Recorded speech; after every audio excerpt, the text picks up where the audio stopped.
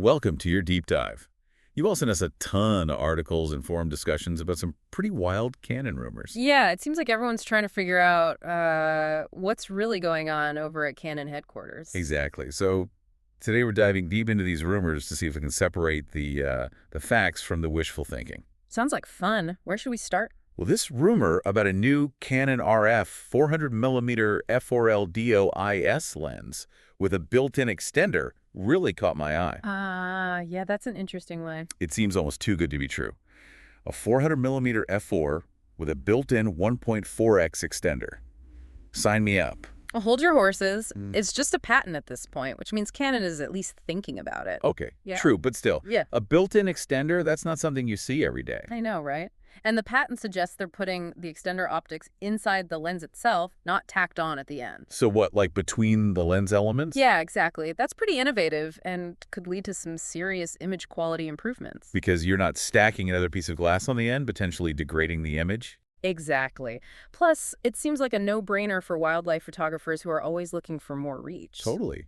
I can already picture myself out in the field photographing some elusive bird with this lens. And with the extender engaged, you're essentially getting a 560mm f5.6, which is nothing to sneeze at. Okay, you've convinced me. I need this lens in my life, even if it's just a rumor right now. Well, while we're on the topic of long lenses, there's also a rumor about a Canon RF 600mm F4L IS with a built-in extender. Wait, seriously, a 600mm f4 with an expander? Now you're just making things up. Nope, it's right there in the rumor mill, though details on that one are even more scarce than the 400mm. Man, can you imagine the reach on that thing? It'd be like having a super telephoto zoom lens all in one. Yeah, and imagine the price tag. These lenses with integrated extenders are probably going to be expensive. Oh, undoubtedly. Yeah. But a photographer can dream, can't they? They sure can. But speaking of dreams, let's talk about another rumor that has everyone buzzing, the Canon R6 Mark III. Yes, the R6 Mark III. Yeah. The camera that's been on everyone's wish list for what feels like forever. It does feel that way, and the rumor mill is churning with all sorts of juicy details about this one. Like that it might have the same 24-megapixel stacked CMOS sensor as the flagship Canon R3. Yep, that's the big one. If true, that would be a huge leap forward for the R6 line. For sure. But for those who might not be familiar with stacked sensor technology, could you break it down for us?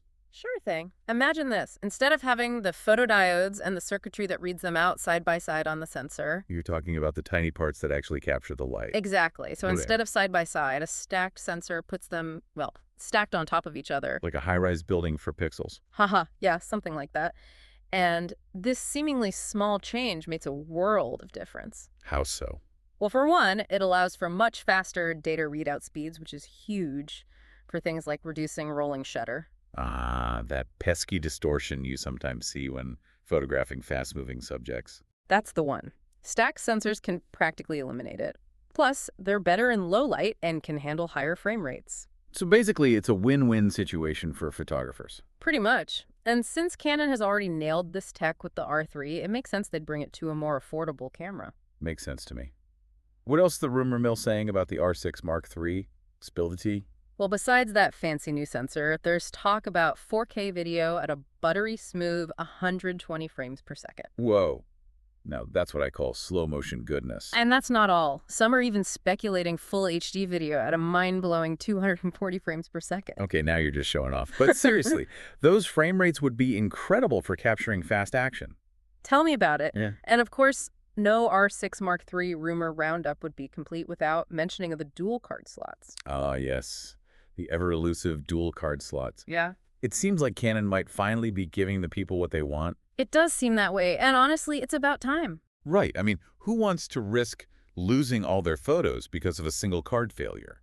Dual slots are a must for professionals. Totally agree. It's all about that peace of mind, knowing you have a backup. Absolutely.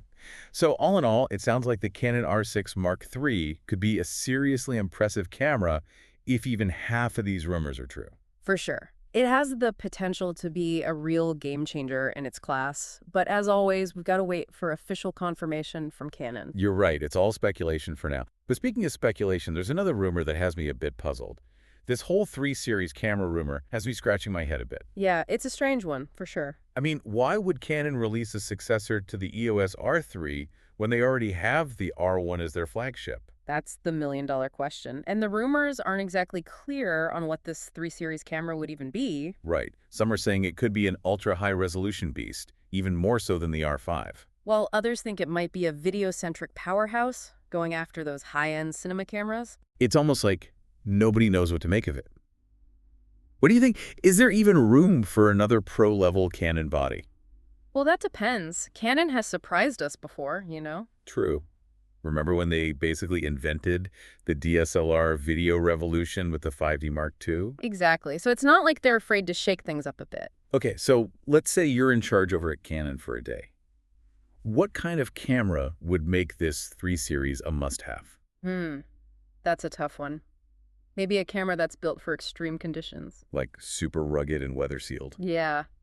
Something you could take to the top of Mount Everest or the middle of the rainforest without a worry. Now that you mention it, that'd be pretty awesome. There aren't a lot of cameras out there that can handle that kind of abuse. Right. Or they could go in a totally different direction and make a camera specifically for studio work. So we're talking ultra-high resolution, amazing dynamic range, all the bells and whistles for commercial photography. Exactly. It would be interesting to see what they come up with, that's for sure. This 3 series camera is definitely the wild card in all of this.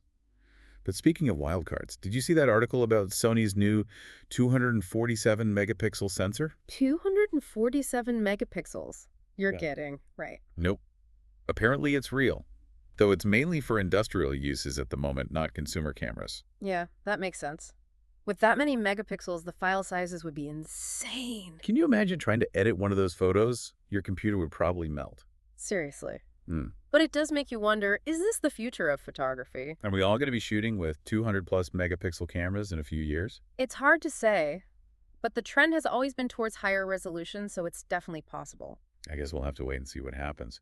But even if those crazy high resolutions don't trickle down to consumer cameras anytime soon, it seems like sensor technology is advancing at an incredible pace. It really is. And it's not just about megapixels anymore either. Right. It's also about things like dynamic range, low light performance, and color accuracy.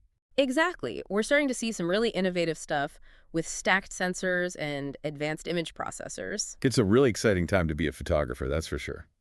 Speaking of exciting developments, I wanted to get your take on something else. I've noticed those new Canon rumors membership tiers have people talking. Oh, yeah. I've seen some chatter about that.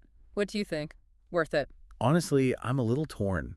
On the one hand, I love the idea of supporting a site like Canon Rumors. Me too. They do a great job of keeping us informed. Right. And ad-free browsing sounds pretty tempting. Plus, some of those exclusive discounts could be pretty sweet. For sure. Especially for gearheads like us who are always on the lookout for a deal. Exactly. But on the other hand, part of me feels like information should be free, you know? I get it. It's a tough one. There's definitely something to be said for open access, but at the same time, running a website costs money. True, servers, bandwidth, all that stuff doesn't pay for itself. And someone's got to pay for all those late-night rumor hunting expeditions. Exactly. So maybe these membership tiers are a way for sites like Canon Rumors to stay afloat and offer even more to those who really value what they do. That's a good point.